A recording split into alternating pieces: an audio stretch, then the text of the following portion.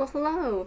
Well, I didn't want to become political on this YouTube channel. We'd say channel, right? It's not channel, right? Channel.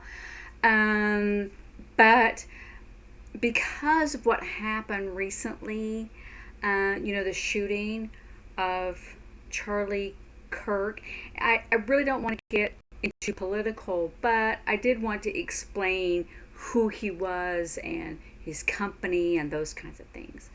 So, Charlie Kirk was a young man, he was 31, and he had a company called Turning Point USA. And that was a company that was supported by someone who supported his ideas and concepts. And he said he wanted to start something at the high school and at the college level for students to start to think for themselves and have a different opinion than maybe their professors. So, what happens a lot on college campuses, professors, instead of just teaching what the subject is, they also go into political or their own personal views and values. But he wanted to say, think for yourself. This is a time that you're an adult to think for yourself. And so he had a table, and it was always said on there, change my mind. And that's how that started, was change my mind. And he would have people come up with a question about a specific subject, or a value, about abortion or about gay, lesbian, or trans. And I use that sign because the original old-fashioned trans is, they said it's offensive because you're changing, like you've got your face and you're changing it. So I just did sex change. So because the point is not to be offensive. But he said, yes, my belief is rooted in my religion, but also I can argue the point without using my religion. I can use it on reason. And his whole point was, like I said, was to get people to think about something different than the mainstream or their professors. So they could kind of think about an idea from different perspectives and then make a decision. So that's what he was really about. And why someone, killed him, I don't know, because his voice or people that supported his ideas continue. His wife is now the CEO of the business. They named her, appointed her, whatever. So, and that's how that happens. And they're still investigating his murder. So this is to, you could do it a K for kill, but this is still the same sign for murder or to kill. And so they had his funeral already. I have funeral signs already.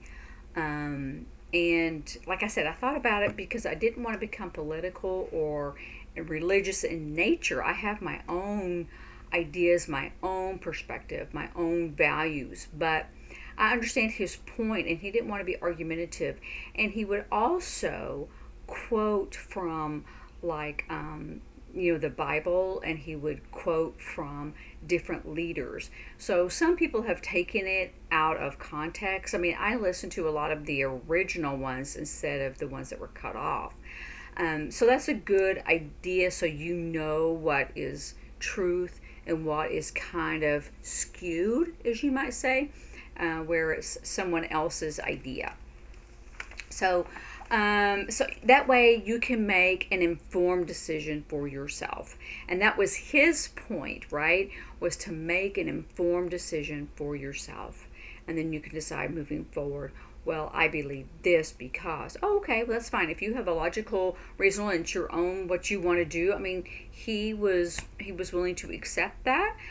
He was also willing to accept that interpreters are needed, because at first he said that it's a distraction, and many hearing people say that interpreters are a distraction.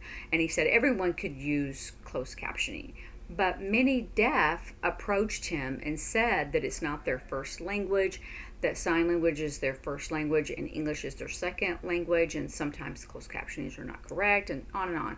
And so after discussion, he goes, "Oh, so you changed my mind," So he learned something from someone else, and he was willing to be open minded about that. So he was his mind was changed from deaf leaders. So I think that if people go back and say, "Oh, they should use closed caption," yes, he did say that. But when people approached him and said something, they weren't being argumentative. They were telling him about why closed captioning was not just that I was going to say good enough, or maybe that is what I'm trying to say. They weren't good enough, that sometimes people needed an interpreter and the reasons why, and they told him, and he was like, "Oh, okay, well, you changed my mind." So he said, I don't know if he said I was wrong, but he was willing to learn something from that and accept it.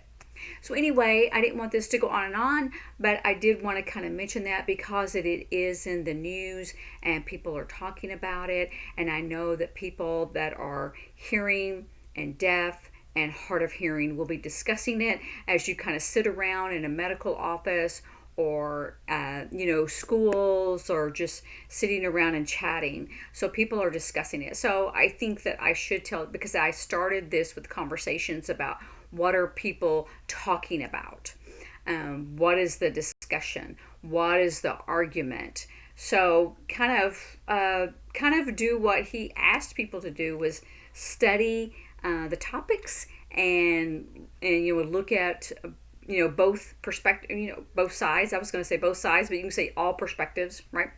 And then think about it and then make a decision. Anyway, practice with your friends and family, and I will see you later. Bye.